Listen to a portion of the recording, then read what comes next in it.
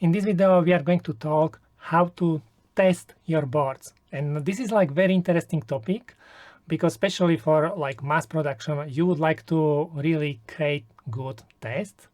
And Duncan is going to explain how to do this. Is this what we are going to talk about? Yeah, today we'll kind of talk about PCBA functional test fixtures and kind of how to approach your test strategy for them and actually build up a system. Okay, so I know many people who are watching are hardware design engineers. So I would like to jump to something, how to prepare our boards for testing. Is there something special what we need to think about? Yeah, there's quite a bit. I think I'll highlight just kind of some of the common issues that we see on board designs that come to us. Probably the most common issue is something related to your test points. So either you don't have test points on the nets that you need them on, the test points are too small to reliably probe, or they're too close together. So we have to use really small test probes, which then are much more easily damaged during production. So kind of like those are three main things to think about right off the bat is make sure your test points are a decent size, they're far enough apart that you can use a robust probe, and that they're not placed too close to components. Okay, so Um, let's be a little bit more specific. What does it mean too small? What is kind of like recommended size? yeah, Ah, so you have slide for what we this.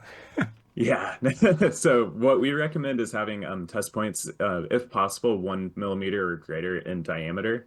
0.8 millimeters is kind of like the minimum size that we recommend. And the reason for this is the test probe tip itself will kind of move from Mhm. side to side a little bit as it's in the fixture. And then you just have the entire tolerance stack up of like where the probe location is from the machining of the test fixture, whether it's actually straight or at an angle a little bit. Um, the placement of the device under test can be a little bit off, and then the test point can be a little bit off center as Mhm. well. So you just want to make sure that the diameter is large enough so that with all that tolerance stack up, you're still going to be contacting it Mhm. every single time you put a board in the fixture. And so to be more specific, test point is basically just like circle path. It should not have mask, and that's it. Yep. Yeah, exactly. So there's a couple different styles of test points. So there's a surface, like SMD style points, where it's just like a surface pad with no solder mask on it.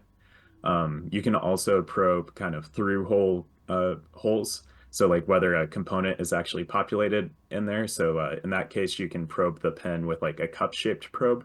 We have some pictures, so And we will then show a little bit later how this. Oh, you can yeah, show right now even. You can, I'll yeah. just So pop over everyone there. knows what we are talking about. Ah, yeah.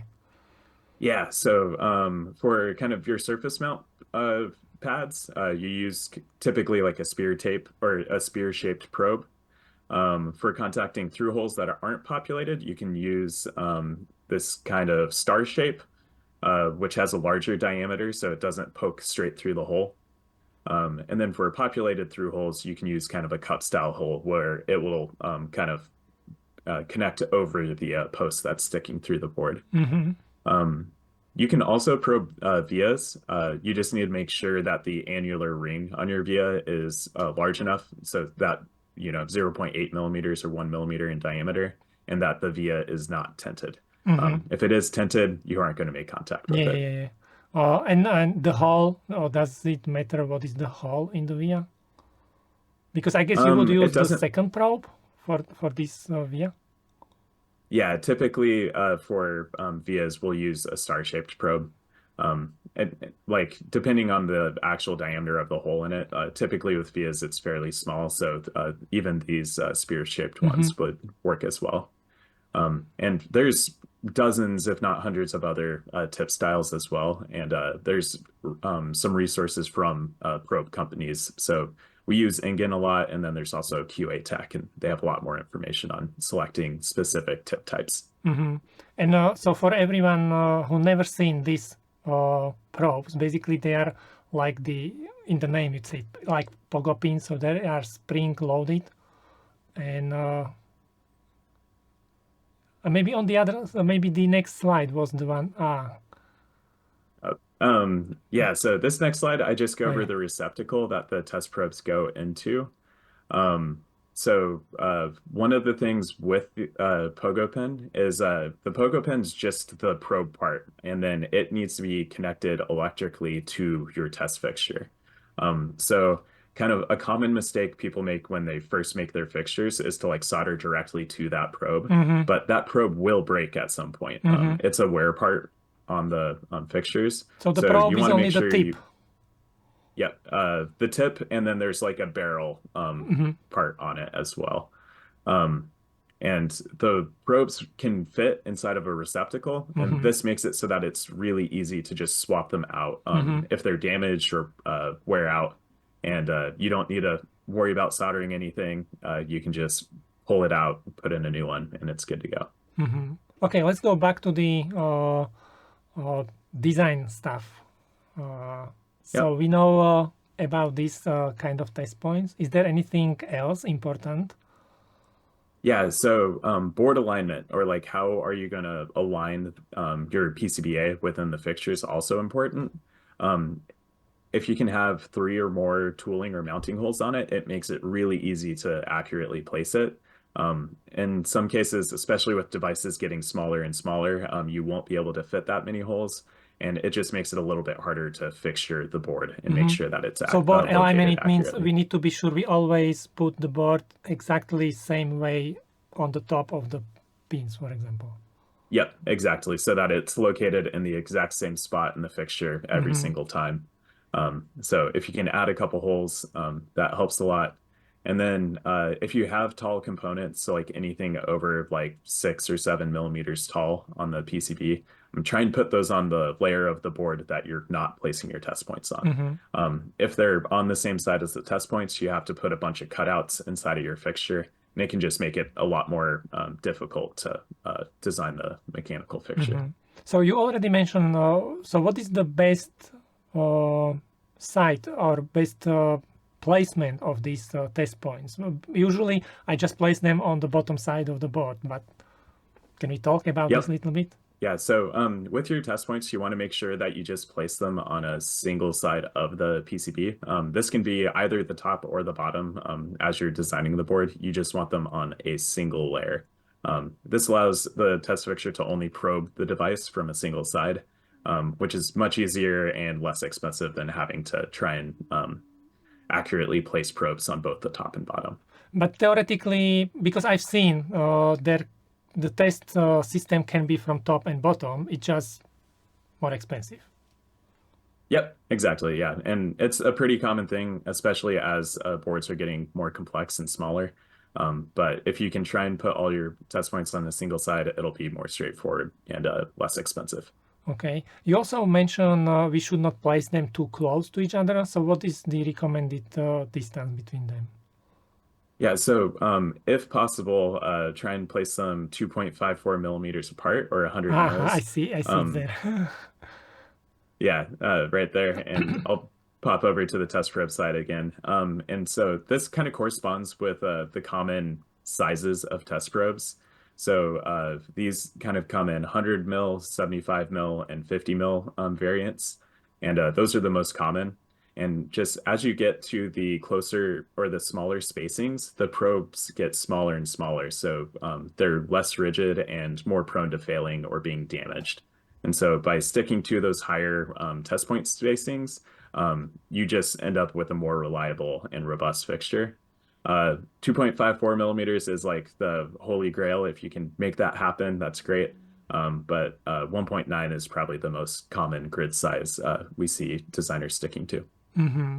What kind of signals we would like to maybe probe? Because I know some people they ask like, or they would like to place test points on every net, and I'm like, maybe not. Yeah. And especially when it comes to like in-circuit testing methodologies where it's like you do need a test point on every net for all of your coverage, but it's not really feasible with high frequency signals. So you can probe like USB 2 signals and like 100 meg Ethernet, but anything above those speeds and you can start getting issues or start kind of impacting the signal integrity on your board. So you definitely want to reduce the number of test points on high frequency signals.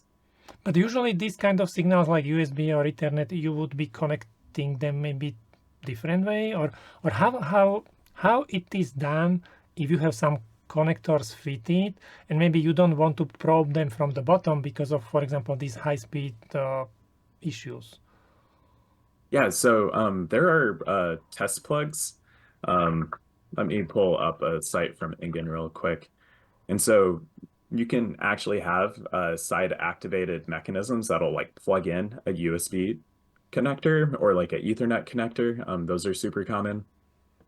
So they kind of look like this, and this will be mounted to like a cam or like a mechanism that is actuated horizontally. And that can either be done as part of the closing action of the fixture, or you might have to insert it before you fully close the fixture. Okay, but Yeah. so what I wanted to ask about these signals, so which are practical signals to probe? Like, because okay, theoretically you can probe all the signals, but practically maybe you would like to probe powers, and then maybe some power sequencing signals, and then I/O connectors or something like this. Yeah, and so we kind of approach testing like the best way to figure out what signals you want test points on is to kind of think of your test plan as you're starting to develop the fixture. Oh, let me reset. So the first signals you want to connect to are going to be your power signals. So where does power come in? You want to make sure that you don't have a short circuit just right there. And then you'll want to be able to measure every single voltage rail that you have on there, as well as like any sequencing pins. Specifically, if you have like voltage regulators that are controlled by a processor that's not programmed on startup, you might want to be able to enable those and make them come up. And then after validating that all your power comes up correctly, it's typically time to program any processors or FPGAs on the board. So load code, and you'll need either your JTAG or SWD test points, or whatever interface you need for loading that processor. And then from there, it typically goes into the actual functional testing of your device. So if it's like a simple like IoT security sensor, like or let's just say it's like a temperature sensor, you'd want to be able to read from that temperature sensor, whether that's like a thermistor or like an I2C based IC. You might want to do some calibration of some sort, compare that temperature to a temperature inside of the fixture. But And theoretically, a for lot of this, that, you don't have to probe the sensor. You can just load through the probes. You can load the test firmware, which will read the sensor, and then test firmware will maybe read it will back. tell your test software that everything is running okay. Yep, exactly. So having some sort of like interface to talk to the device under test, like, via a UART or something like that, is super useful. And that can be used to kind of remove the need for other test points within the fixture. It's kind of similar. There's like for more complicated boards, there's boundary scan where you can actually kind of use uh, ICs as like shift registers and push signals through the entire chain to make sure everything's connected correctly. But on simpler devices, you kind of have to use like debug commands from firmware or something like that. Okay, so did we cover everything about this PCB design related thing? Because I would like to move to the whole system so everyone can see how the whole system looks, and then we can start from this. Yeah, I guess there's just two more points I want to make Okay. on designing your board. One is have more than one ground test point. Okay. Um, that is what everything's referenced to. So if you only have a single ground, it can make your measurements a little messy. And then having a detailed 3D model of your board is extremely helpful when it comes to designing a test fixture. And we will see a little A bit lot later of why. Yeah, because a lot of times little passive components like, 0402 resistors get left out of the model, and then you end up pushing on the board right where that resistor is. Okay, so let's have a look how the whole system looks. So Let's everyone knows what we are going to talk about during this video. Yeah, so kind of we'll go over the three kind of aspects that make up a functional test system. So it'll be the bed of nails test fixture. So we'll kind of go over some different fixture styles and like why you would select one over another. The instrumentation that can go inside. There's a ton of options here, so we'll just kind of cover what I've commonly used, and then some approaches to creating that automated test software. So like how you actually implement the automated test plans. Okay, so bed of nails. Yeah, so bed of nails. So commonly production test fixtures aren't developed until you're kind of nearing the end of your test or I guess design cycle. So right before you go into mass production, and these are robust, like expensive devices that are made for testing, a million units. So they're made out of very robust materials. They all have to be CNC machined, and they're great.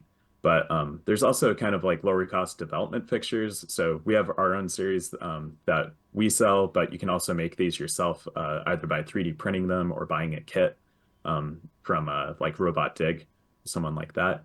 And they're extremely useful for kind of early on product development when your test points are still moving, the design of your board is still changing, and they're just great for kind of like firmware development. So you can use it to kind of fixture multiple devices instead of like having to solder to test points or something like that. And then we also use them all the time for starting our production test development prior to actually having finalized units. So basically, what you are saying for, I don't know, smartphone manufacturer, they will have different kind of system to start with, or where the device under test is connected, comparing to smaller production, hundreds of pieces, 1,000, 10,000 of pieces a month. This one is kind of something what is not like super difficult to build, and comparing to this one, or Yeah, exactly. Well, it's like you gotta, or an important part of factory tests is like thinking about how much does it cost per unit when you're creating these fixtures. So it's like if you're building 1,000 devices, do you really want to spend $10,000 on a test fixture where it's going to be $10 per device going through the system? And the reality is like, no, that's too expensive. And so in that case, you want to look for kind of lower cost options.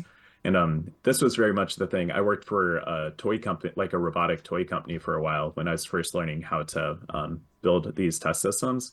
And we were looking at expensive systems that were costing, $50 to $100,000. And the reality was, is like the margin on our product just would wasn't not high even enough to cover it. actually Yeah. justify one of those. Yeah. So we had to use a much different and much lower cost fixturing method for all of those circuit boards Okay, so versus using something. let's start with this cheaper one. So what is inside of these cheaper ones? How they Yeah, look? so on the cheaper ones, let me see.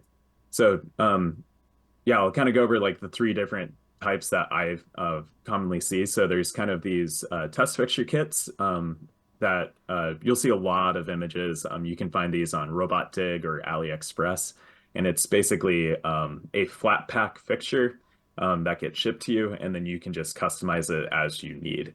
So the customizable plates are all made from polycarbonate, so you just have to machine where the holes are, and then you can kind of build it up yourself. I've also seen people kind of 3D print parts for these, and it's a great way to get a low cost system. I think you can get a kit shipped to you for like under $100, so pretty affordable. I have a We question. have, So how do you put the probes inside of this plexiglass, or what is it? yeah, it's the hardest part of it. So with these, like there's no CAD data available, so you kind of have to get the fixture sent to you, and then you have to fully design it yourself. So you actually have to export your test point locations from your circuit board and then turn that into a file that you can actually machine. So it's quite involved from a mechanical standpoint. And that's kind of where like using a company like us can help you. It's like we can customize the fixture for you and do all the drilling so that you just have to focus on the actual engineering work of like bringing the fixture up and making it work versus having to kind of design another mechanical product just to test your product. Mm-hmm. Yeah. And then you just push Um, the pins inside and they will hold there. yep. Yeah. You don't So need to glue the it or whole something. if you machine it correctly, you shouldn't have to glue it. Yeah. Okay. So you'll typically machine the holes. Let's see. Here's a decent view of a cartridge. So Mm-hmm. these receptacles will kind of fit through the holes, Mm-hmm. and they'll be press fit. And then in this case, we're actually using a customized circuit board to kind of route the signals out. So you'll actually solder it on this bottom layer. Mm-hmm. But typically, you can just push the holes through the cartridge plate, and then solder a wire or wire wrap onto it, and then route that to whatever instrumentation you're Oh, using. so basically, you can design kind of like a PCB for these nails, uh, and then you can solder the nails to this PCB, and then basically, or not the nails, the holder of the probe or something. Oh yeah, Yeah, that's cool. That's cool.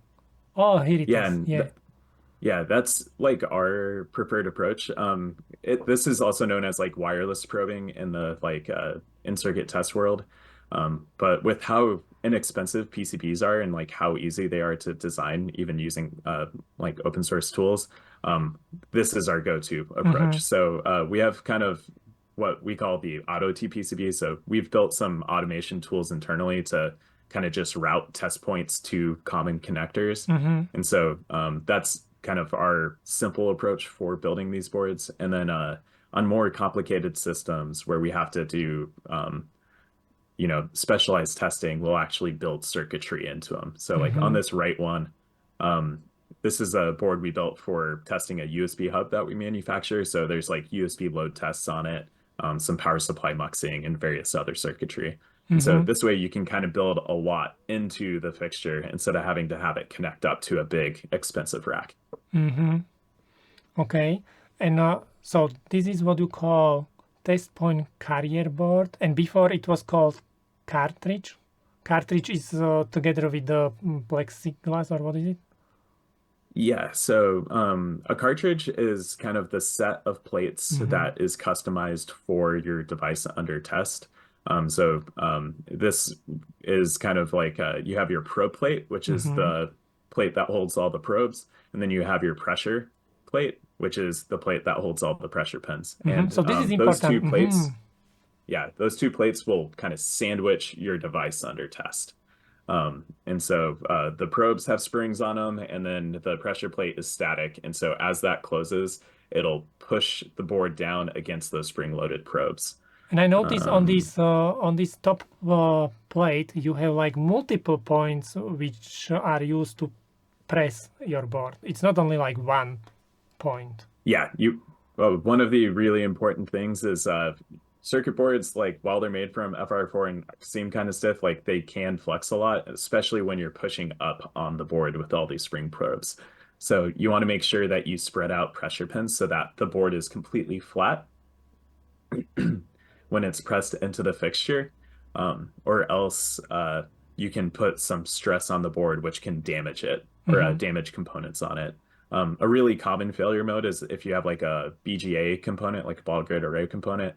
If you have uneven pressure, you can easily crack some of those solder joints, and Mm-hmm. the board will fail. Do you have closer look on this Let's see, somewhere? we can look at, Oh yeah, yeah. so Oh, here's this cool. Yeah. Here's a render of kind of one of our internal fixtures. So here you can see all the white pins are the pressure pins, Mm-hmm. and these are pushing down on the board under test. And then Mm-hmm. if we look inside of here, you can see the receptacles Mm-hmm. that are making contact with the test point carrier board, as we call Mm-hmm. it, underneath here. And so this is the board that connects to all of the, or has all the test instrumentation on it. And so it'll interface these signals out so we can, measure voltages, program the processor, whatever we're doing. I guess when you are soldering these holders on the pins, you need to have it put together because otherwise you would probably solder them under wrong angle. Yeah, so You know what I mean? with Yes, I know what you mean. With this cartridge stack up, we have a jig to make sure everything's straight. So if you're doing this yourself, like think about making sure everything is straight. Um, on these guys, this we're actually using a different style of receptacle. Yeah, I see, So because if you they are look, thinner. I was expecting like they would be wider with the PCBs. I'm like, what? yeah, so these are called wireless receptacles. So they actually have like a pogo pin on the bottom side. And so on our test point carrier board, we actually just have a surface mount pad. Oh, So it's, yeah, so you just add a test point. Like you can basically copy and paste your test point layout from your device under test onto your test point carrier board. And then you're able to just kind of screw this board up onto it instead of having to like solder it, which is really cool. so basically these pins are only some kind of connection between the board under test and your board, and they have the Yep. pogo pins from both sides. Mhm. Oh, wow. Yeah, pogo pins on both sides. And what's great about that is specifically in these more expensive production style fixtures, like these receptacles are press fit into the probe plate, which is made from fiberglass, and it can be very difficult to remove them. So if we used to solder our test point carrier Hmm. board onto them, and then if you had a failure or like needed to make a revision of the board, it was a massive pain to actually disassemble and rework the fixture. And that's why these receptacles exist. I So I we're was able to actually, just yeah, use these I was exactly thinking instead. about this, because if you need to do a new version of your test board, then yeah, you would kind of have to throw everything away, and Yeah. yeah, I And understand. it's yeah, and with these it's like these cartridges from again are like 600-ish dollars in parts, and then you have to do all of your probes and receptacles, which are like a couple dollars a piece. Hmm. Um, we do use the solder approach on kind of our development fixture cartridge, and that's just because this is a quick spin, like much lower cost fixture. Like these test probes and receptacles cost much less than the more robust Ingon ones. Hmm. So basically, uh, if someone is designing or using this kind of test, then for each board they only need new cartridge, and everything else they can keep same between different kind of boards. Yep, exactly. Like you can actually standardize most of your system so that you only have to change out the cartridge Hmm. as you're uh, developing like either a newer vision of your product or like even changing to a completely different product line. So it's a lot of kind of expense up front for kind of the fixture base and all your instrumentation, but after that, it can be fairly low cost to just update the cartridge And as you need. software. Yeah, and the software, which is actually a pretty expensive part if you have to outsource it. Okay, so what do you have on this slide? Why did you open it? Yeah, so this slide kind of goes over the different approaches to actually like architecting your system. Again, like you have your bed of nails fixture, so that is the kind of stack up of the pogo pins and how those connect to then your instrumentation. And where that instrumentation lives is like one of the decisions you have to make. Hmm. So this slide kind of just shows a couple of different approaches that we have. So one is having a mechanical only fixture, and then you have all of your instrumentation separate. Hmm. So this is kind of like a really common process, like for early development or kind of like early in your production process, where you just have a fixture that's standalone. It just makes the mechanical interface, and then you have a rack or lab bench mounted equipment. This is also really common for kind of if you have a big rack of, really expensive equipment, you'll have that all connected to a mass interface from like Virginia panel or Mac panel, and then that'll connect to the back of your test fixture. And there won't actually be any electronics or instrumentation within the fixture itself. What about cables? Because then all the wires they have to be quite long. No, it's not going to be problem. Yep, the wires are very long, so you have to kind of think about what exactly are you probing onto and like whether or not that wire length is going to affect it. Because typically you're going to end up with, 2 or 3 meters of cable length by the time you get all the way back. Yeah, it Really? can be pretty long runs. Um, and like there are special solutions for like handling like USB signals and Ethernet and stuff like that. But again, it can add a lot of cost to the system. But even like It measuring is, voltages may not be like super accurate if you have 3 meter long cable. yeah, you can run into a lot of issues with it. And that's kind of been one of the main reasons that has pushed us kind of towards this all-in-one system approach, where we'll actually try and use miniaturized instrumentation so that we can fit it all within the test fixture base. And I have a picture here in a second that'll go into a little bit more Okay. detail about that. And then just kind of what we just mentioned previously was like a multi-cartridge system where um, you just need to be like, I want to be able to exchange cartridges from this test fixture. And so knowing that you want to do that, you can design the actual test fixture itself to make it really easy to swap those cartridges. And that's basically just either using interface blocks, um, which are basically more pogo pins that allow you to like slip a cartridge in and then it will automatically connect via pogo pins to all of your instrumentation connections. Because otherwise you need to Or use cable. I've seen you had like cables connected to your. cables. Yeah. Yeah. Or you have to use cables, which isn't ideal, but you know, if you're only building a couple, unplugging and plugging in a couple of cables works. So here's kind of an example of like a standalone system. This is like my preferred approach, if you can fit everything inside of it. So we have a computer built in. So we'll use like a Intel NUC style mini PC, a USB hub. This is, it's kind of funny. This is the product that we're actually testing in this picture. And it's just a controllable USB hub. One of the things we found important is anything that's connected to over USB in a test system, you need to be able to turn on and off that USB port because that instrument might have something wrong with it, or programmers are notorious for back powering devices. And just being able to turn on and off USB ports is great. So think about that when you're designing a system. And then you can see the cartridge and the test point carrier board up on top. So that is the part that actually gets inserted into the fixture and is actually customized for the device that you're testing. I would like to go back to the USB if I understand right. So power on and off, the power coming out of the USB. Yeah. So USB connector power on off. Kind of Yep, as well initialize as the devices again. yeah, and we also disconnect the data lines as well because those again provide back power as well.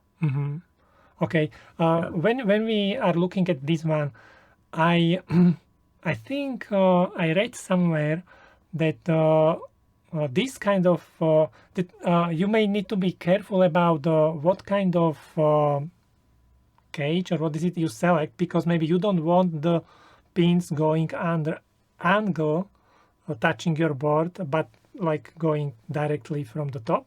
Do you know what I mean? When you are closing Like this, it should always go the like picture. this down. Yeah. So Oh, I here's kind of see. like yeah, here's an illustration of the different closing That's actions you can exactly get what on I meant. fixtures. Yeah. So the most common is hinge action where you have kind of like a static hinge point and then the top just comes down. And it's really cheap and easy to implement, but you end up with a sweeping motion of the pressure pins on your That's exactly what circuit I'm. board Yeah. that you're testing. And it doesn't really close super straight and it provides or like adds a bunch of kind of lateral stress to your test points or test probes, so it can hurt them. Um, on nicer, more reliable fixtures, you'll see that there's actually vertical movement as well. So it's like you'll have a top that'll hinge down, but then the last like 10 to 30 millimeters of travel will be vertical. And this allows you to push flat down on the board. So all the test points come into contact at the same time. And it's a much better way to actually probe your device. That's exactly what I meant. Yeah. And this is like our first type of development fixture. It was just a hinge. And then we recently revised it. So now there's like a 10 millimeter vertical movement. Okay. What else you need to be, or we need to be careful about when we are selecting this kind of how do you call this whole thing? And test fixture / cartridge. Um, let's see. So I guess the next thing is like so for kind of these fixture kits and development fixtures, you're looking at like a device that can test up to a couple thousand units, like let's say 5 to 10,000 units. If you're doing more than that, then you'll want to think of a more robust solution. Um, I'm curious. so yeah, these are the like our preferred solutions are fixtures from Ingen. They're a German test probe and test fixture company, but there's a lot of other vendors as well. And so you can select a fixture size depending on the size of either your device under test, or if you're in real mass manufacturing where you're making millions of devices, you might want to do a panelized fixture where you have multiple devices being tested at Hmm. a single time. And with that, you can just kind of choose whatever fixture base you need for the size board or boards that you'll be testing. Um, One of the other So things that you what can is think difference about between this one and the other one what you just showed? Yeah, between this and this this one and page number 16.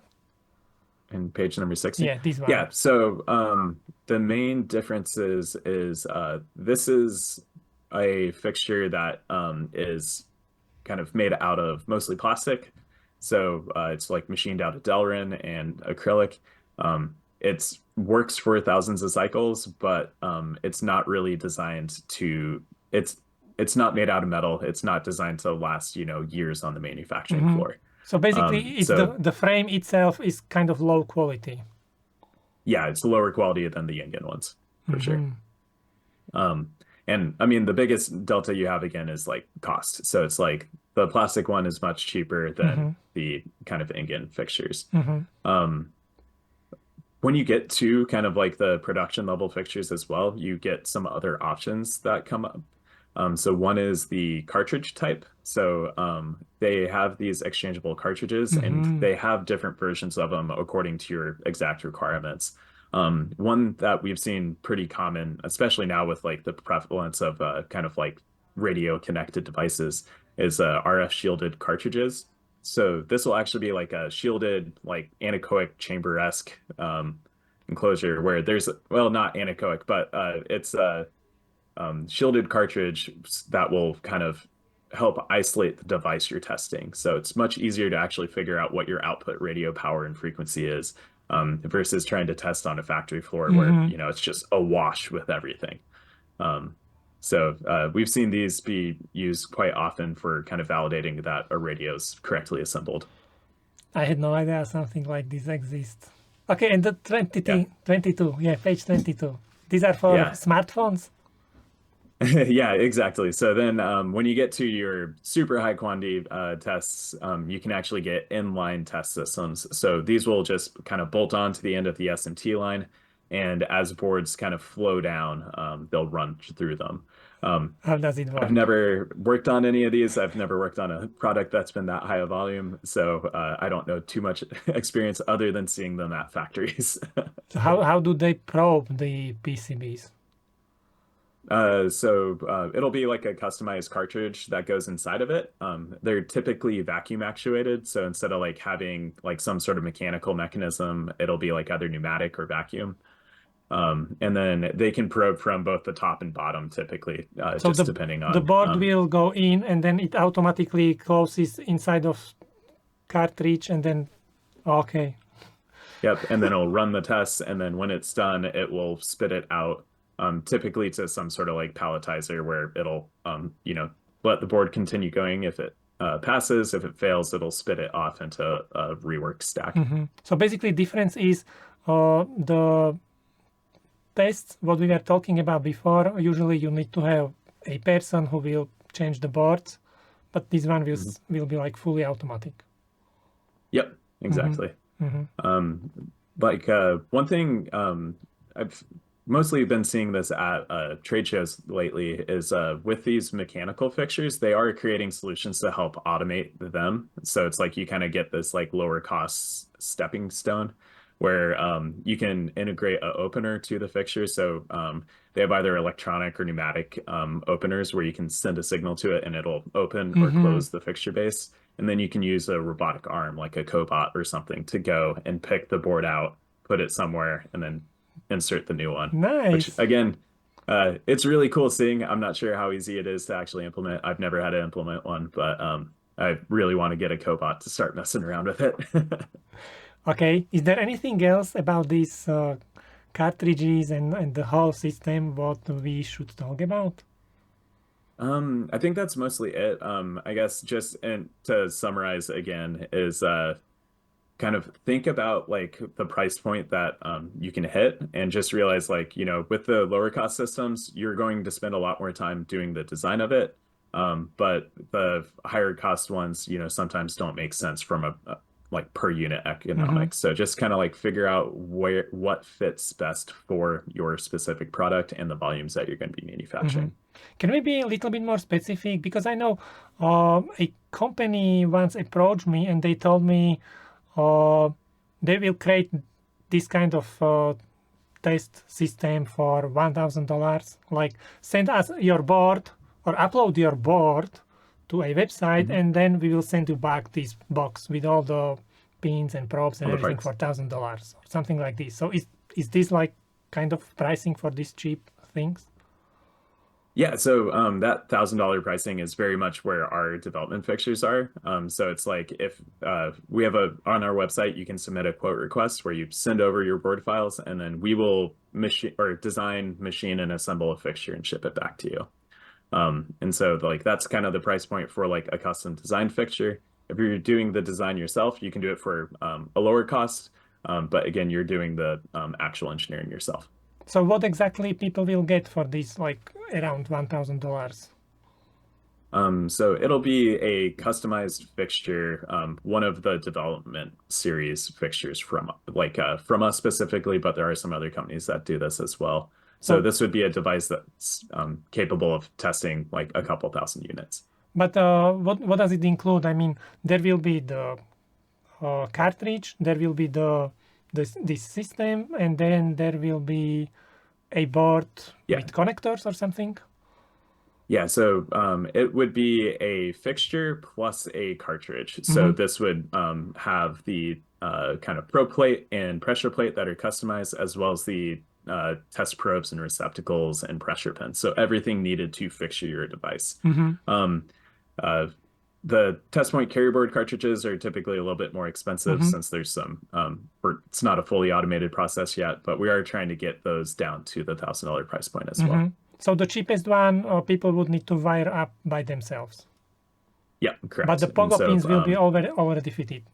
Just they have to wire Yep, up they'll manually. be inserted, and then we can wire and label them for you, but you will need to connect them up Mm-hmm. to whatever instrumentation that you Mm-hmm. have. Okay, perfect. So shall we move to different topic now? What is Cool. happening So after the probes? probes, yeah. So this is a great little segue. So this will be a quick little look. So kind Oh of yeah, the this is traditional how I approach imagined for that. Yeah. wiring your fixtures, yeah, is to either solder or wire wrap wires on. I'd say wire wrap is the most common approach still in this industry. It's kind of crazy like seeing fixtures get opened up and there's just hundreds, if not thousands, of wrap I wires. personally I wouldn't do it this way because I think it's much faster and much better just design the board and cheaper than trying to solder everything. Then you have to mark everything properly. You need to be sure everything is connected correctly. And then if something breaks, who is going to find where it broke? Exactly. And the amount of labor and like engineering it can take to debug those issues can be massive. And like one of the main things, let's like always think about scalability. It's like you can start out with one of these little fixtures, and if you design a board for it and then your product takes off, you can use that same board in a production fixture. Like you just have to like order another one or make a couple small changes. So it can be much more beneficial to actually just put the time in and design a touch point carrier board Yeah, um, earlier. I agree. But yeah, wire But this wrap is one and of the solder ways is how still, it can be done. yeah. This is great for prototyping, or like the wire wrap receptacles have a square post on them that works great with like those DuPont prototyping wires. So it's a great way to kind of like prototype and do firmware development on a device. But yeah, if you're trying to do like an actual test system, like design a custom board, and like if you have the time to design a quick little board like this, or you're fairly capable at circuit board design, just do this. It's easy, it's straightforward. Yeah, and now Um, prices for PCBs now it's nothing. yeah, exactly. And you know, you can get one in 3 or 4 days. Yeah, exactly. Okay, so we have the board or we have the virus, and where we are going to connect all this. Yeah, so we'll kind of dive into kind of our test instrumentation. So Okay.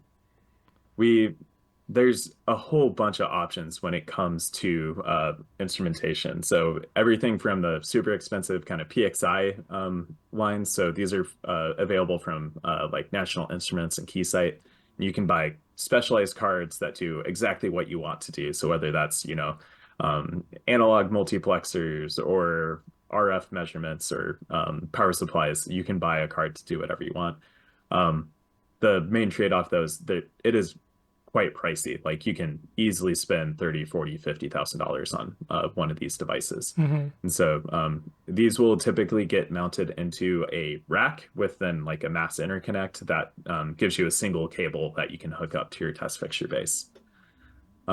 Kind of in the middle of the road are kind of the devices we like to use. So there's a company called Acroname, and they make these little, they call them manufacturing test modules. So these are like ruggedized Arduino-esque cards where they have like a digital I/O card, analog one that you can actually get a NIST calibration certificate for if you need it, and then like a USB hub, programmable power supply, etc. And these are all just kind of small cards that you can integrate directly onto that test point carrier board, the custom board in your test fixture, and then Mm-hmm. you just have to slide them in. And Mm-hmm. if one breaks or you blow it up or something, it's really easy to rework them. So, for example, in And this then case, the red board would be the test PCB. the Yeah, exactly. Mm-hmm. And with these cards, like you connect over USB or Ethernet to one of them, and then they network together using a I2C bus. So you end up with just a single cable to connect to all of them. So to control this Um, board, or you just need I2C and then, I don't know, Python or something. Most people use yeah, Python. yeah, exactly. They have an awesome Python module, and then they also have like a GUI tool for debugging and initial system bring up. Uh, some other devices kind of in this mid tier that we've used is lab jacks. Bunch of people use those. We use them a decent amount. Uh, Analog Discovery 3s from Digilent, which is part of NI. Those are like actually great, and we've been having a lot of fun with those for like hardware in the loop tests for like firmware development. Like it's really easy to build kind of test suites where you can use that to interact with the device you're developing firmware for. And then kind of on the cheaper end is using like a Teensy or Arduino and Raspberry Pis to implement your test fixture.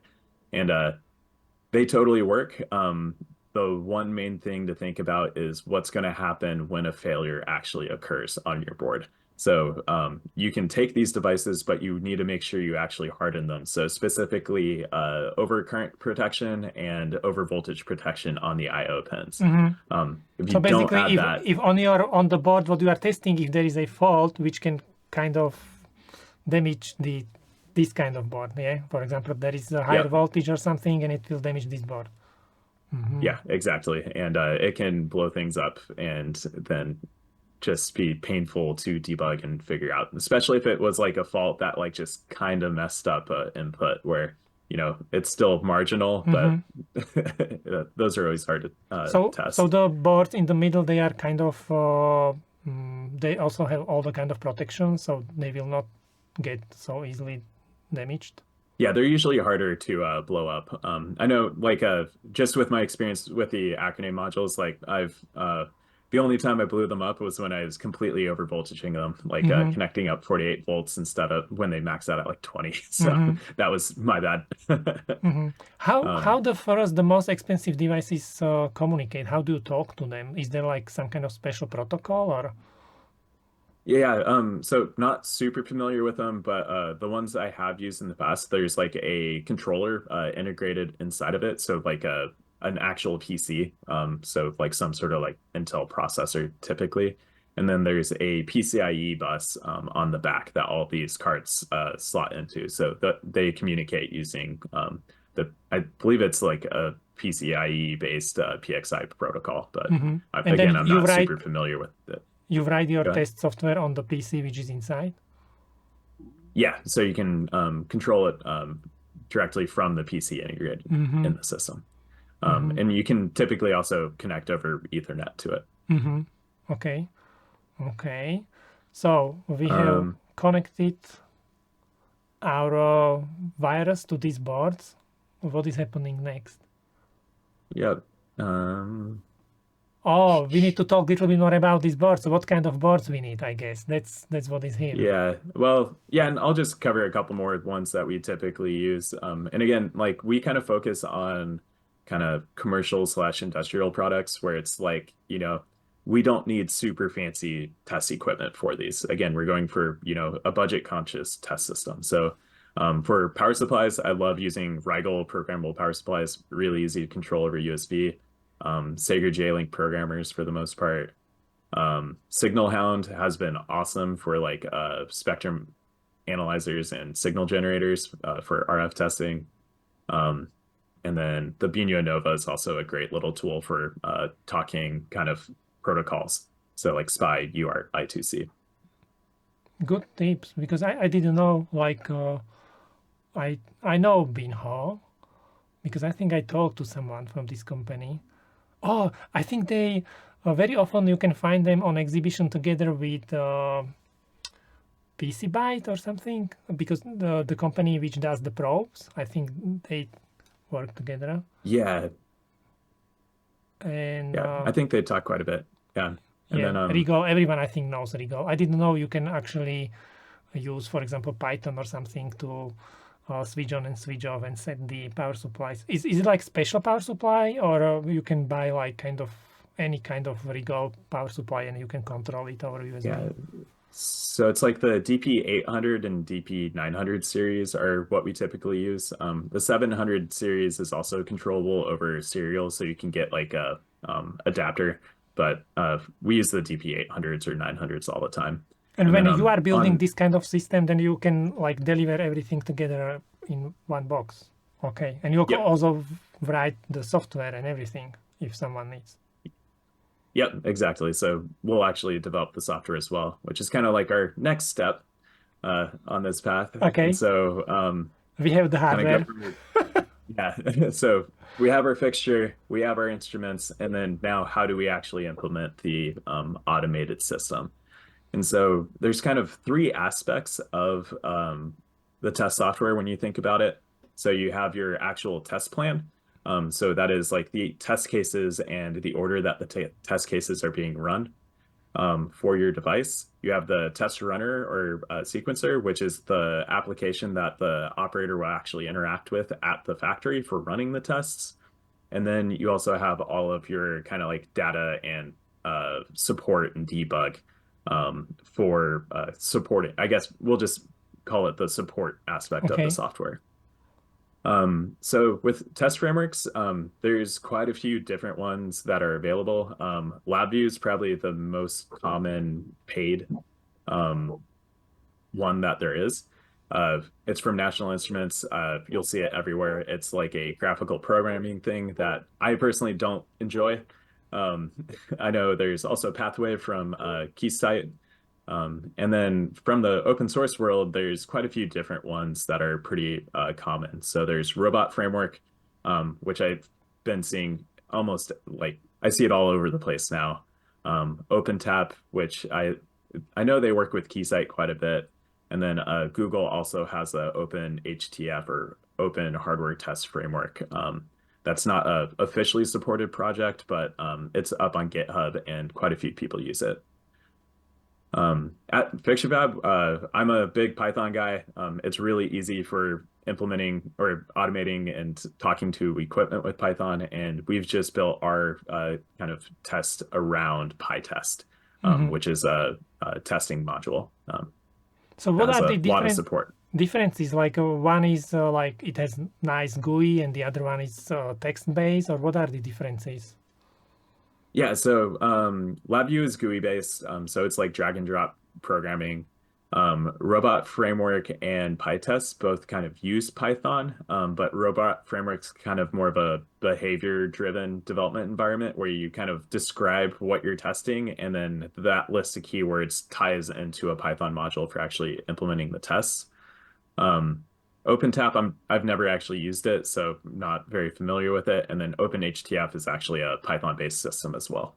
Hmm. Um, So, and when it is Python based, does it mean you can also have some kind of graphical interface, or it's always like text based? so Robot Framework, from what I've looked at it, it's the default runner is just text-based, so it's like a CLI program that you execute. OpenHTF has like a web-based GUI Hmm. for running it. And then for us, we also built like a web-based application Hmm. for actually running the tests too. I'm asking, Here's yeah, some other, I'm sorry go for ahead. interrupting. I'm asking this because I know, like, uh, when you send this kind of test to a factory, you never know who is going to operate, and it has to be like very clear for the operator how to use the machine. And sometimes these like graphical GUI may be a little bit easier than like text GUI, but usually I remember when we created this kind of test, only important thing was what was at the end, like pass fail, and then someone who was more experienced had to find out what actually was wrong. Yeah, exactly. And that's my opinion as well. It's like the operator only needs to be able to like click a start button, if not just scan a serial number, put the device in the fixture, and then a result gets displayed. Um, Debug information is important for a test technician, but the operator doesn't need to see that. Um, This is good and point. Before I forget, we will go back to this, but before I forget, you mentioned there can be also some kind of input which people have to put, like board number or something. So what kind of information usually you would like to somehow record during this test? Yeah, so during the test, one of the most common things we see is like grabbing a serial number from the board. Hmm. So typically like a scan of a QR code or serial number that's located on the board itself. Um, and then in addition to that, like if you have MAC address information or unique IDs on the components that are soldered onto it, you'll want to record those just so that you have traceability, specifically from your different uh, like if it's a cloud connected device and you're trying to figure out why something failed, you need to be able to track it back to your test logs. Um, and yeah, those are probably the most common pieces of identifying information. Along with that, like during your test cases, you want to make sure that you're recording any information that can help gain insights. Like, data is almost free to store and generate right now. So it's like record as much information as you can. So at least your test measurement, if not like a series of measurements, if you're kind of checking against an average. Uh, um, yeah, Okay, what okay, else do that's we what I record? wanted to Yeah, know. that's Okay, it. and then you have some kind of database, and you put all this information into database, or Yeah, and this is where kind of the test runner will come in, and hmm. then like you have to figure out of data option as well. So with the when you run tests, you'll generate create a group of log files. Hmm. So like on test stand, like it'll typically create a XML log file with all the test Hmm. results in it. For our Python, or we using PyTest, we create a XML file as well as a text debug log. So these files will contain all the test results, but then those typically just live on a hard drive somewhere unless you hook it up to like an FTP server or have a separate service to actually ingest those. Um, internally on our software, we store all those results in a SQL database that can then be synced up to the cloud. But you kind of have to figure that out from your own point of view. Like I have yet to find like a common cloud solution for manufacturing tests. So then, what is the role of this test runner? Is it used to review these files, or how it is used? Yeah, so the test runner kind of provides the GUI for the operator at the factory. So this is where it's like you can kind of configure the test system. So making sure that you can connect to all the different instruments. And then it will also load the test plan that you developed and then allow the operator to operate it. So this is So basically the GUI, which is above your Python script. yeah, exactly. And here's kind of like a sample of our GUI. I guess this is just the results screen.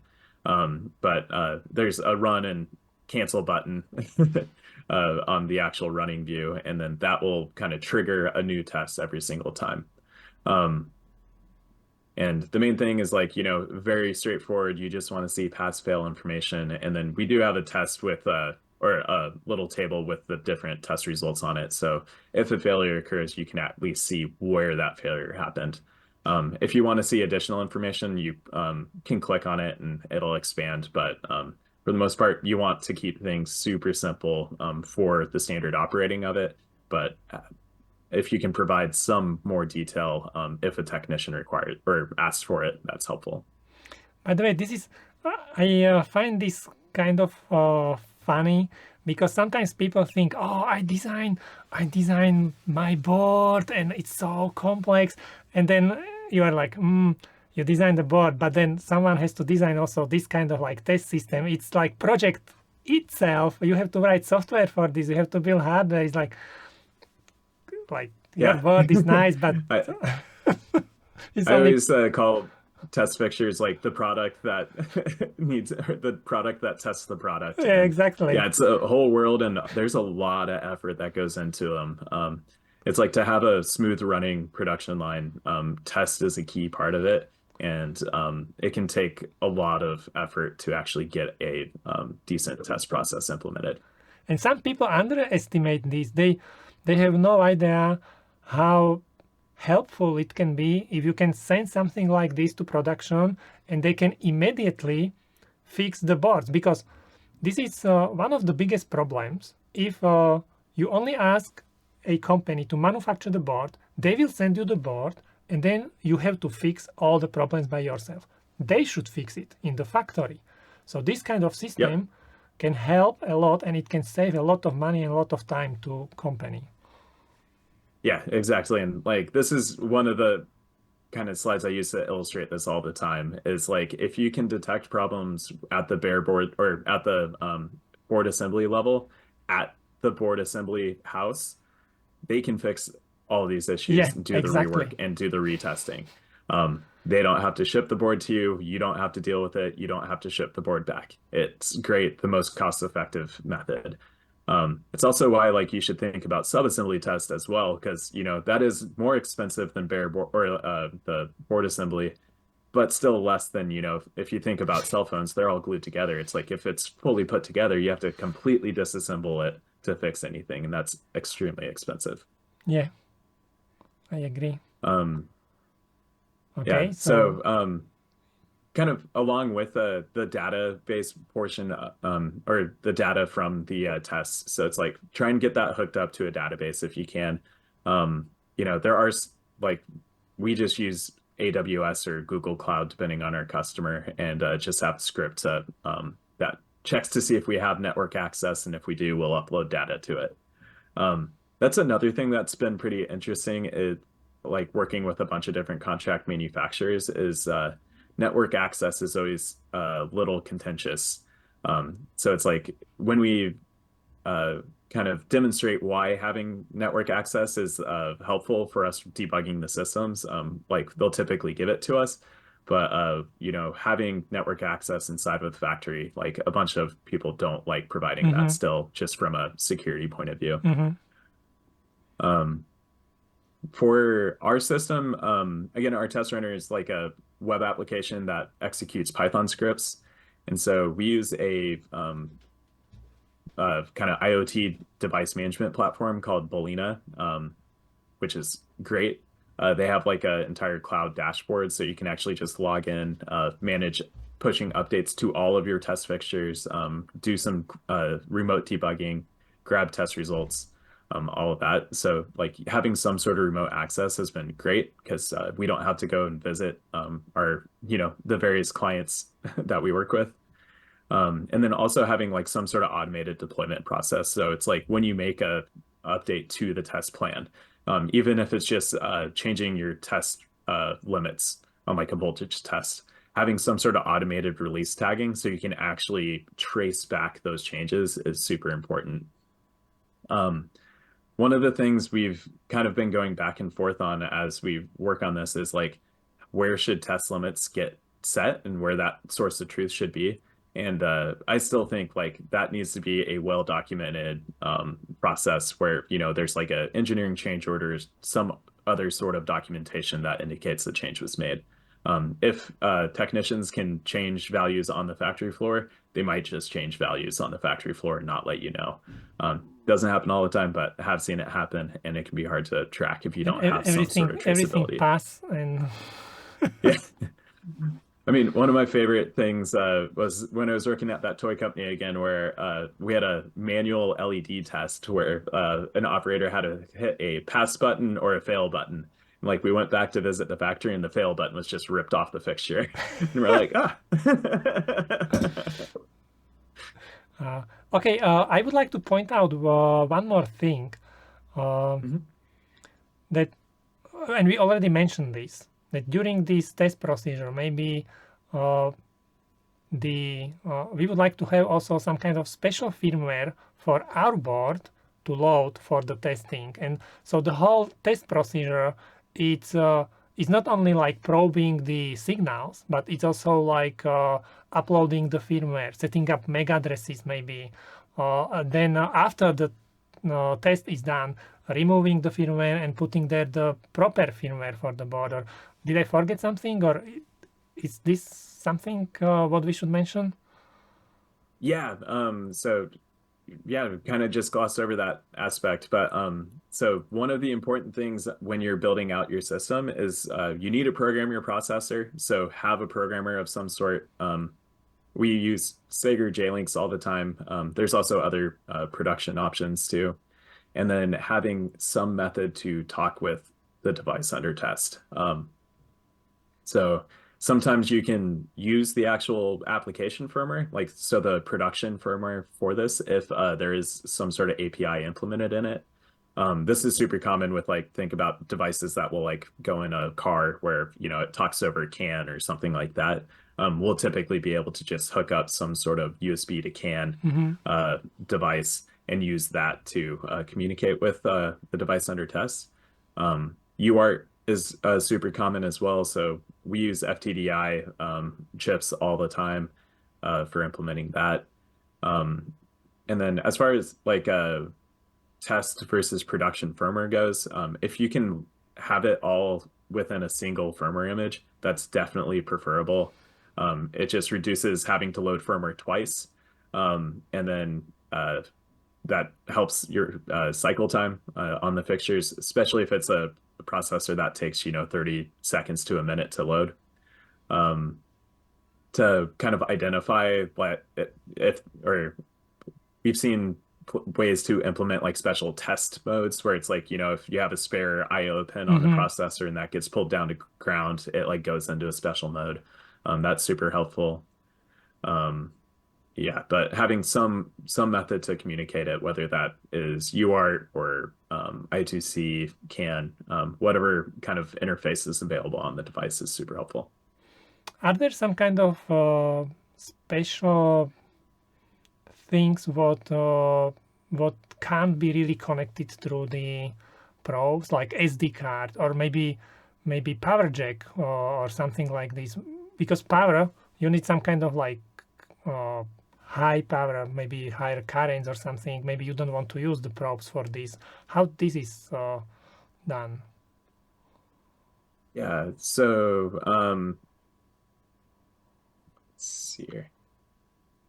So for high power, there are high power test probes available. So you can get probes that will kind of supply. Let's find a good one. We'll just look at this guy. This isn't one we typically use, but these will be capable of sourcing up to like 8 amps, and Oh, we've found ones that can do even like 25 amps. But if you don't have a test point that's large enough to use these, or multiple test points on a net where we can just use standard probes, then we can use like a mating connector or one of these probes mounted in a side actuation mechanism to actually mate with the connector on the board. And then what was the SD card. other SD card? SD card is difficult. Sometimes you can just have test points and have the SD card connected to that. However, in a couple of different cases with customers, we've seen ground loop issues or ground bounce issues where it's just doesn't work. Like you can't boot from a SD card that's located on the test point carrier board. So in those cases, like we'll always try and probe the SD card lines and have the SD card in the fixture. However, that doesn't work. You have to have the operator insert the SD card into the test board or the device under test. And not a good solution, but that's just what you have to do sometimes. Mm-hmm. And what about LEDs? I do have some kind of sensors, or operator will like be like LEDs on. Okay. We try and automate things as much as we can. For LED testing, depending on how good of a test you need to perform, we'll use like Oh, a there are like FISA LED fiberglass or something. analyzer. Yeah, these are great, especially if you need like very good measurements of your LEDs. So these can do both wavelength, like what color light is it, and then what is Intensity. the intensity Yeah. of it. We also use kind of like SparkFun or Adafruit breakout boards with just light sensors on them, and then like 3D print a device that you can integrate into the fixture that'll kind of surround where the LED is. That's kind of like the easier, cheaper option. But these pieces are great if you need to like measure a bunch of I LEDs. had no idea something Um, like this exists actually. oh yeah, these are great. And then display testing has been a Okay, pretty yeah. interesting thing as well. And especially with like how easy it is to use computer vision these days, we found it pretty simple to integrate a camera into the test fixture. And then you can actually just use like OpenCV with, Python to take an image from that webcam and compare it to a known good image. And it actually works really well for display testing. You do need to make sure you manage your lighting because that will affect your results, but it works like very well. Okay. Anything Um, else? What I don't know what we would like to I guess talk we, about. yeah, there's one other kind of like test case that kind of fits with like the whole display and LED stuff that we were pretty excited on figuring out, where it was like a LVDS signal that was going over a FPC to another board for that like had the actual display on it. And this customer is having a lot of issues with it. And so like we need to make sure we actually checked all of those connections. And so one of our engineers found like a LVDS to HDMI converter. And we were able to take that HDMI signal, feed it into a computer just using like a HDMI to USB like webcam converter, and then just use OpenCV again to double check the images. And it was like one of those things where I was like, you know, I had originally spec'd like some crazy logic analyzers so that we could actually probe the LVDS signals and compare them against known good things. Whereas like the OpenCV stuff was so much simpler to implement than trying to actually get the correct logic capture. So that was a pretty cool Nice. test approach. Yeah. Nice. Okay, what else do you have in your presentation? I think you mentioned like screwdrivers to use adjust. Oh yeah. Let's go over yeah, so just some fixture accessories. So in addition to kind of just having your like standard pogo pins that integrate into the base of the fixture, you can also have these random accessories depending on what's actually on there. So some really common ones are a screwdriver to like adjust a potentiometer. These can either be automatic, so controlled by a servo, or manual. Button pushers or button actuators, where again they can just be a manual one where the operator has to like, click a button, or we build ones with solenoids all the time as well. So you can just send a signal, it'll click the button. And then there's also board markers, which are pretty cool devices where uh, it'll be a little motor with like a little sharp tip, and so it'll actually like scratch a circle into the board that you're testing. So it's like if you want to test it or automatically mark a board that it was good after testing, you can buy a little device that'll do that, Really? which is pretty cool. Yeah. Um, and then one other good thing to touch on is just kind of like locating methods for your device as well. Um, Spring guide pins, we use these guys all the time. You can get them either from AliExpress, or Masumi makes really nice ones. And so these have kind of like an arrow shaped tip, and it's awesome for locating boards with varying hole diameters. So it's like if you have a weird sized tooling hole or mounting hole, you can use these pins to properly locate it, and you don't have to try and get a custom tooling pin, machined for your specific board. So I don't understand. So this is used on the edge of the board, or where it is used? It's used with a mounting hole or a tooling hole. So like the tip will insert through that hole, and then the board will kind of align around it, like go and sit I down on the understand board now. wherever it Yeah, that's what fits. I meant. Yeah. Yeah. So it's like And then in the last moment when you really would like to position the board more precisely, then you can use this kind of aligning tools or Yep. something. Mm-hmm. Yeah, exactly. And then dowel pins or tooling pins, like these are similar, but they're just statically mounted, so they will not move, and you just kind of set the board on top of them. These are helpful if you're doing side probing, where you have like a connector connecting in from the side, because it'll kind of hold the board back as that connector's disconnecting when you open up the fixture. Oh. And then if you don't have tooling holes or mounting holes, then we'll design a cradle, which is similar to kind of this blue piece that you can see in this fixture. And this will just kind of like help center the board within the fixture and then hold it in the right I see spot. there are slopes, so basically, again, the board will be centered properly. Yep, exactly. And just the idea is just make it easier for an operator to put the board into the fixture. Okay, what else you have there?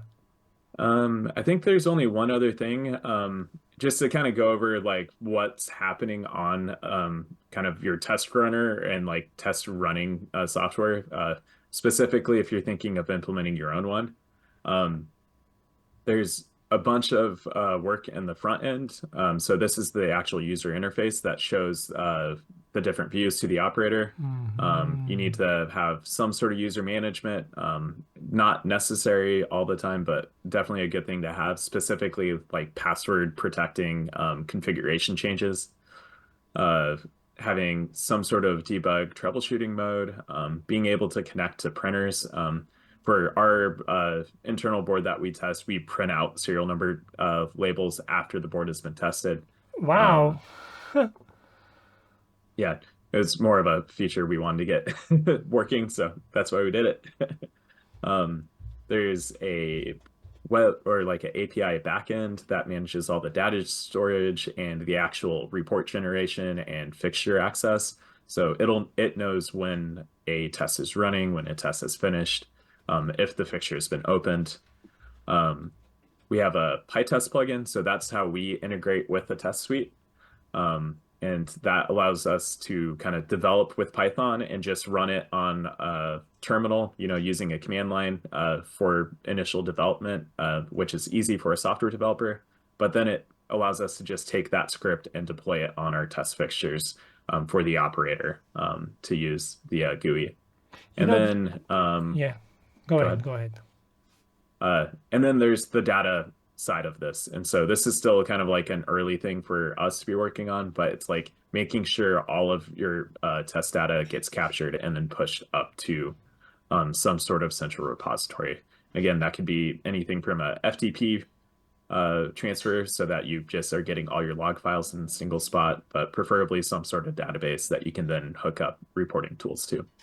I like this a lot because this actually shows how complicated the software can be. It's not only like writing why one, oh, in the simplest way, maybe you can write Python code and do pass-fail test, but it's not really for mass production, because mass production requires much more than just pass-fail, because you need to register all the boards. You need to put there these board number or serial numbers, or and put it into database, or yeah. Yeah, there's a lot that goes on, and just like you said, it's really easy to build a test, but it's really hard to implement all of the infrastructure behind it, so that everything's easily manageable, and so that you actually end up with traceable data at the end of it. Um, One of the like most common things I see is like we capture all this data on the boards, but then most of the time it just stays there on the test fixture. Like it doesn't get looked at after the boards get shipped out. And that's one of those areas where I'm like, there is some value in this, and we need to make it easier to access. And it's something people need to think about a little bit more. Yeah, because if there is a return or something like this, you may want to be maybe sometimes able, you would like to maybe track bug and see what kind of problems could be, especially if there is like more problems in one batch or something like this. Yeah, exactly. And it's like, figuring out, it's like, okay, did we get a bad batch of like some component, Or or PCB, a or bad batch of like some, yeah, critical part. And like a lot of this does happen at like larger companies where it's like they have the, resources to do it. But it's specifically in kind of like the small kind of like startups to medium-sized businesses where it's like they just don't have enough resources to have someone dedicated to looking at this specific data. Actually, my friend, he always he always asks for serial numbers if there is a problem, and very often he find out, like the clients or customers, they try to kind of cheat, because he will tell them, no, no, no, this is not what you ordered, it's something else, or this is not from the batch what you are talking about. No, no, no. Yeah, exactly. Like when you get a set of returns returned and you're like, this is like not the one you just bought. This Yeah, is the one you exactly. bought like That's 6 years exactly. ago. Yeah, yeah, exactly. Okay, so actually, what your company does? Can you open your company website? I'm curious. Yeah. So we're Fixture Fab, and we design custom bed and nails test fixtures. Again, we can provide everything from just a simple bed of nails to a complete turnkey system. And we love providing input on design for tests as well. So you can check out our website here at fixturefab.com. We're also very active on LinkedIn. And we have a couple of tools to just either get budgetary quotes for systems. And our blog also has a bunch of information about how to actually think about designing a test system and what we can help you with and what you should think about. A lot of what we've gone over today in this talk. So how does it usually work? People would send you 3D model of their boards with test point location, or how does it work? There's two different methods. The first is to kind of use our test fixture configurator. So in this case, you'll just kind of give us the general dimensions on your device under test. And then the other one is our actual request for quote form. And in that case, we'll ask for a test point list. So this can be exported directly from Altium or from a KiCad, or whatever your CAD tool is. We'll ask for manufacturing files, so Gerber's IPC 2581 or ODB++, and then a 3D model of your device under test, typically in step format. But I guess you still can manufacture it even without the Gerbers, because I guess some people may be like, oh, I'm not going to send them my manufacturing files or something. Yeah, well, and that's a great question. So we don't care about the inner layers of your PCB, but we do need to have kind of the top and bottom solder mask and copper layers. We use those to just double check component placements and test point placements with our internal tools. What else did we miss from your presentation? Because I know you spent a lot of time creating this, so I think we hit just about everything. again, I'm so good in this, going through all the slides without actually looking at them. Number 4, we didn't talk about this one.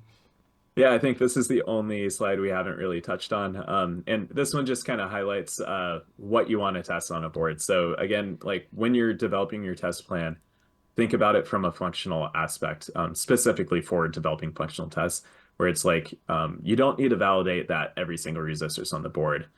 You just need to validate that it actually functions correctly. So it's like, are the voltage rails there? Can you read analog and digital I/O? Things like that.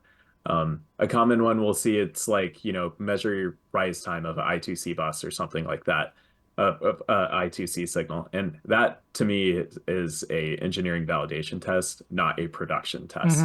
So it's like, that is something you should absolutely look at. But after looking at your first couple of like devices, like during project development, it's probably going to be very similar since that's more of a, design level kind of task. I agree that, versus, it's kind of different test. It should be something what is done during board or product verification. It's not like production test. Yeah, exactly. Like during this like EVT, like engineering validation or design validation phase versus production. Production should very much be like fast go, no go tests. And if you end up with specific production issues where you need to try and identify some issue, then yep, go ahead, like implement a new test that is focused on that.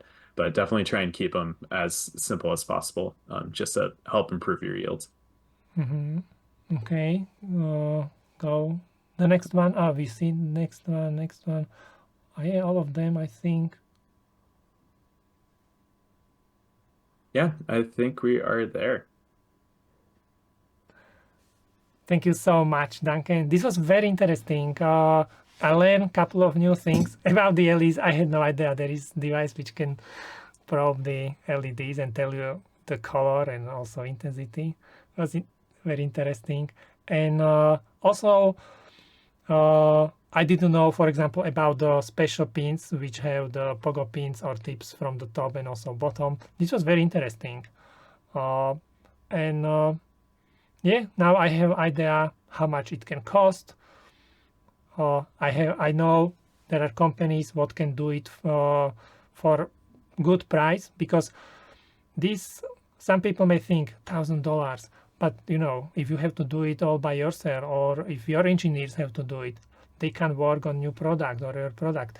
Just give it to someone else who is doing nothing else, just this. They will do it quickly for you. I think it's good price. Yeah, and that's the main thing. It's like focus on what you do best, which is, designing and developing the product you're trying to sell. Like for weird things like this, like I have no doubt almost anyone who is designing a circuit board could come up with a test fixture solution, but it's just probably not the best use of your time. So we're very good at turning out mechanical fixtures quickly. So yeah, definitely reach out to us, and if it's not a good fit for us, we'll pass you on to one of the other partners we work with. Okay, thank you so much, Duncan. It was very nice talking to you. Yeah, thanks so much. And that's everything. Thank you very much for watching this video. By the way, we are preparing some very interesting tutorials, so if you don't want to miss them, hit the subscribe button. If you want, you can also check out our FedEval online courses, where you will find everything important from basic board design up to advanced hardware design and PCB layout. The link is in the description. That's all for this video. Thank you again. Don't forget to leave your comments, and see you next time. Bye.